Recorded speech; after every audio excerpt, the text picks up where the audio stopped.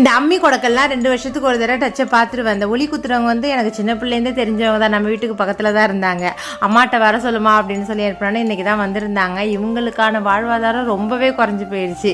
இந்த ஒலி கொத்துறது இதெல்லாம் இப்போதைக்கு அதிகபட்சம் யாரும் கூப்பிடுறதே இல்லைன்னு ரொம்ப ஃபீல் பண்ணி சொல்லிக்கிட்டு இருந்தாங்க. இப்போதைக்கு இந்த கிரைண்டர் கொத்துறதுக்காம 1-2 பேர் கூப்பிட்டுக்கிட்டு இருக்காங்க. அம்மி கொடக்கெல்லாம் யாருமா இப்போதைக்கு கொத்துறா அப்படின்னு சொல்லிக்கிட்டு இருந்தாங்க. அதுக்கு முன்னாடிலாம் இவங்க மெயினாக பண்ணுறது இந்த கூடை பின்னுறது, முறம் பின்னுறது, இந்த வேலை தான். இந்த ஈச்ச மரத்துலேருந்து அழகாக அந்த கிளையெல்லாம் வெட்டி எடுத்துகிட்டு வந்து நாறு கிழிச்சு அந்த கூடெல்லாம் பின்னுவாங்க. கோழி கூடை, அப்புறம் சாப்பாடு வடிக்கிற கூடை, முறம் இதெல்லாம் பின்னி கூடையாக எடுத்துகிட்டு போய் தெருவை வைப்பாங்க.